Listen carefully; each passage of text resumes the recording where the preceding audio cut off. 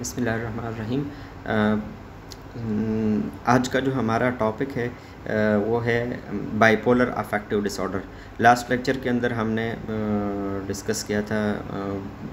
बल्कि स्टार्ट हमने लिया था अफेक्टिव डिसऑर्डर से, और उसके अंदर हमने डिस्कस किया था एसेंशली डिप्रेशन को और डिप्रेशन की कॉजेज़ को, और थोड़ा सा हमने टच दिया था कि जी मैनिया, हाइपोमैनिया, और आज का जो हमारा टॉपिक है वो बाइपोलर अफेक्टिव डिसऑर्डर से है। The name itself is explanatory. What is bipolar affective disorder कि जी when there are two extremes और two extremes of the mood. ठीक है, अब वो दो एक्सट्रीम्स क्या है, या तो मैनिया है, हाइपोमैनिया है, या दूसरे साइड के ऊपर डिप्रेशन है। मतलब आपकी डिजीज़ की जो है वो दो पोल्स है, तो that's why it is being called bipolar disorder और बाइपोलर अफेक्टिव डिसऑर्डर्स। तो लेट्स स्टार्ट कि बाइपोलर डिसऑर्डर के अंदर you can imagine from this picture के जी how it clearly shows that what kind of a disorder it should be. तो clearly it has been shown here कि जी onset before as 30 जो bipolar disorder है उसके अंदर मैनिया डिप्रेशन के साथ या हाइपोमैनिया डिप्रेशन, ये आगे हम डिस्कस करेंगे कि कौन सी चीज़ के साथ जो है अल्टरनेट करेगी, तो फिर हम अल्टीमेटली बाइपोलर डिसऑर्डर के टाइप के ऊपर डिसाइड करेंगे। नेक्स्ट स्लाइड्स के अंदर हम डिस्कस करेंगे। तो अब देख लीजिएगा लेफ़्ट साइड के ऊपर आप बाइपोलर डिसऑर्डर, फिर उसके अंदर मैनिया आप देख लीजिएगा, और उसके अंदर ऑनसेट जो मोस्टली होता है बाइपोलर डिसऑर्डर का इन जनरल तो बिफोर 30 होता है, मतलब यंग एजेस के अंदर ज़्यादा है। और मतलब इट हैज़ बीन रिसर्च के जी जो लोग ज़्यादा क्रिएटिव हैं, जो लोग ज़्यादा जहनी तौर के ऊपर ज़्यादा इंटेलिजेंट है, तो इंटेलिजेंट लोगों के अंदर बाइपोलर डिसऑर्डर कॉमन होता है। ठीक है, तो इसके अंदर तो या तो डिप्रेशन होगा, मैनिया होगा, या डिप्रेशन होगा, हाइपोमैनिया होगा, डिप्रेशन होगा, डिस्थेमिया होगा। तो एक मतलब एक्सट्रीम ऑफ हाइज़ के अंदर जा रहे हैं, और फिर जो है मतलब डाउन द डंप्स आप जा रहे हैं, बिल्कुल लोज के अंदर आप जा रहे हैं। ठीक है, तो दो एक्सट्रीम्स के ऊपर अब थोड़ा सा हम डिस्कस करते हैं। वन एक्सट्रीम मैनिया, अच्छा जी, उसके अंदर मूड क्या होगा, बहुत ज़्यादा एलिवेटेड होता है, बहुत ज़्यादा हाई होता है, बंदा यूफोरिक होता है, मतलब बहुत ज़्यादा एनर्जी फील करता है उसके अंदर, मतलब जो मूड होता है बहुत ज़्यादा मतलब इन्फ्लेटेड होता है, जिसको हम कहते हैं ना कि मतलब इन्फ्लेटेड, तो बहुत ज़्यादा एलिवेटेड होता है। अच्छा जी, the person is expensive, mean कि जी the person is becoming too much sociable with the people, बहुत ज़्यादा मिलनसार हो जाता है, लोगों के साथ मिलना और उनके साथ बातें करना, ये बहुत ज़्यादा हो जाता है, और इरिटेबल होता है। अक्सर जो है ऐसा पेशेंट, जाहिर सी बात है, वो इरिटेट ज़्यादा होता है, कभी जो है मतलब एंगर के आउटबर्स्ट हो जाते हैं, और अक्सर इरिटेट हो जाता है। स्पीच के अंदर आप देख लीजिएगा, स्पीच जो है लाउड एंड रैपिड होगा,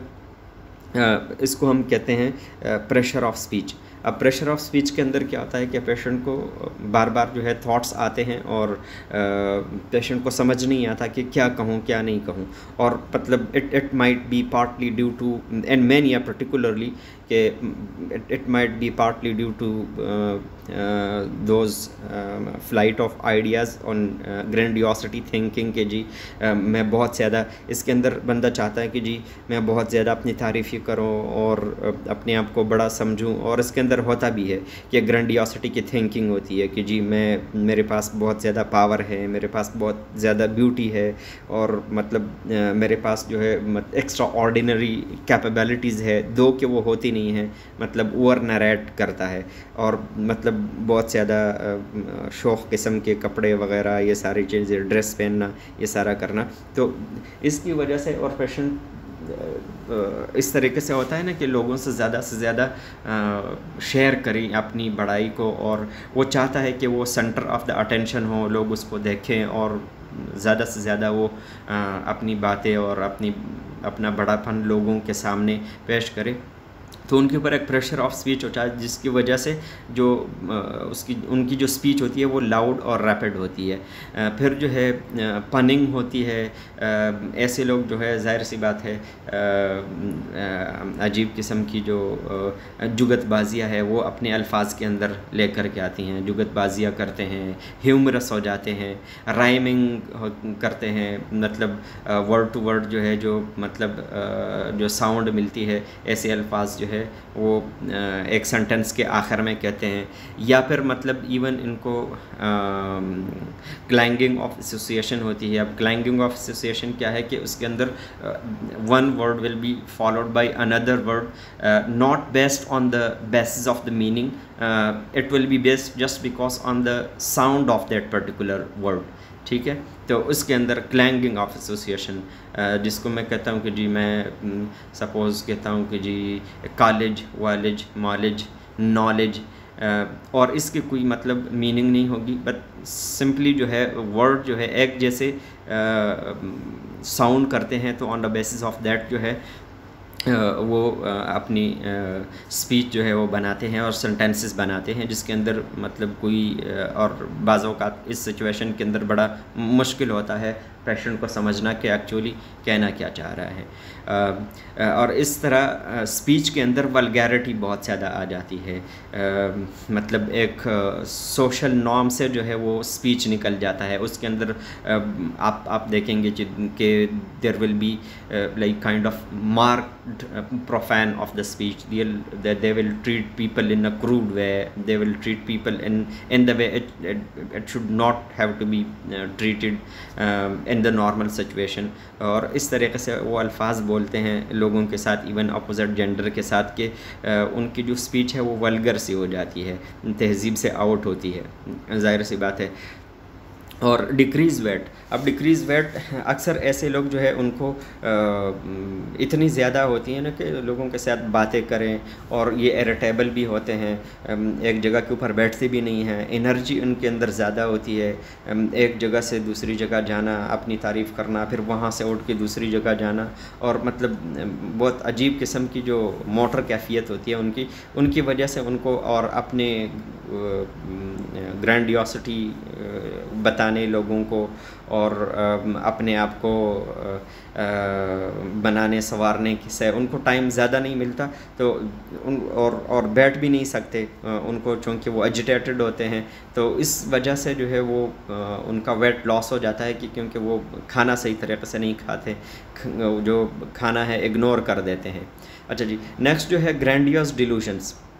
this is one of the feature के जी why it has been called mania, because के मतलब in most of the instances mania हम फिर उस कंडीशंस को कहते हैं कि उसके अंदर हमारे पास इलेटेड सिम्टम्स हो और उसके अंदर कोई एक या एक से ज़्यादा साइकोटिक्स फीचर्स हो। ठीक है जी। अब साइकोटिक फीचर्स क्या कि उसका रियलिटी से कोई टच नहीं हो, जैसे आपको प्रीवियस लेक्चर के अंदर मैंने बताया था कि जी साइकोसिस न्यूरोसिस के हवाले से, तो उनका मतलब रियलिटी के साथ कोई टच नहीं होता। ठीक है, तो इसके अंदर ग्रैंडियोस डिल्यूशंस होते हैं। अब ग्रैंडियोस डिल्यूशंस क्या है कि ऐसे पेशेंट्स को ऐसे फॉल्स अनशेकेबल बिलीव्स होते हैं कि जी मैं कोई मतलब सपोज़ कहता है कि जी मैं पैगंबर हूँ, मैं कोई मतलब कोई फ़रिश्ता हूँ, मेरे पास सुपर नेचुरल पावर है। ठीक है जी, मेरे पास कोई एक्स्ट्रा ऑर्डिनरी ब्यूटी है, मेरे पास कोई एक्स्ट्रा ऑर्डिनरी माल दौलत है, मैं मतलब वज़ीर आज़म हूँ, मैं कोई मतलब बड़ा हो कि ओहदे में, तो दैट इज़ मीन कि he is claiming to be somebody grand. ठीक है जी, of course which he is not in reality. तो वो इस तरीके से जो ग्रैंडियोसिटी के डिल्यूशंस है उनके अंदर होते हैं। फिर हाइपर एक्टिव, जो ऐसा पेशेंट होता है ना, तो वो हमारे पास जो उनकी hyper activity, motor hyper activity उनके अंदर ज़्यादा होती है। अच्छा जी, डिक्रीज़ नीड फॉर स्लीप। अच्छा, ऐसे लोगों की जो अभी ये देखिएगा कि डिक्रीज़ नीड फॉर स्लीप, इसका मकसद क्या है कि सपोज़ मतलब डिप्रेशन में या इवन नॉर्मली हम अगर 2 घंटे सोते हैं तो फिर उठते हैं तो हम अच्छा नहीं फ़ील करते हैं, थके हुए होते हैं, आराम पूरी नहीं हो चुकी होती, लेकिन ऐसे पेशेंट्स जो है 1-2 घंटे सोते हैं 24 घंटे के अंदर, फिर भी वो उठते हैं तो वो बड़े फ्रेश होते हैं और बड़े पप के अंदर होते हैं, बड़े मतलब एनर्जी के अंदर एनर्जेटिक होते हैं। तो इनका डिक्रीज़ नीड फॉर स्लीप, कि उनकी नींद की जो नीड होती है वो बहुत ज़्यादा कम हो जाती है। अच्छा, फिर उसके बाद फ्लाइट ऑफ आइडियाज़, ऐसे पेशेंट्स को फ़्लाइट ऑफ आइडियाज़ होते हैं, उनको बार बार, अब फ़्लाइट ऑफ आइडियाज़ की जी बार बार उनको बहुत सारे उनके माइंड के अंदर आइडियाज़ आते हैं और मुख्तलिफ़ किस्म के आते हैं, फ्यूचर के हवाले से, प्रेजेंट के हवाले से, अपनी पर्सनालिटी के हवाले से, अपने प्लान्स के हवाले से। तो बेसिकली वो पेशेंट ऑर्डर नहीं कर पाता। जब वो ऑर्डर नहीं कर पाता तो उसके ऊपर प्रेशर ऑफ स्पीच आ जाता है और उसकी वजह से जो है वो मतलब एक टाइम के ऊपर किसी एक लम्हे किसी एक टॉपिक के ऊपर कोई सेंटेंसेस बोल रहा है, अगले लम्हे किसी और टॉपिक के ऊपर कोई सेंटेंसेस बोल रहा है, फिर अगले लम्हे उसमें से हट के किसी दूसरे टॉपिक के ऊपर बात करता है। ठीक है। अच्छा, begin suddenly escalates over several days. अच्छा, ये जो साइन सिम्टम्स होते हैं एकदम से शुरू हो जाते हैं, जिस तरह का सा डिप्रेशन थोड़ा सा उसका जो ऑनसेट है वो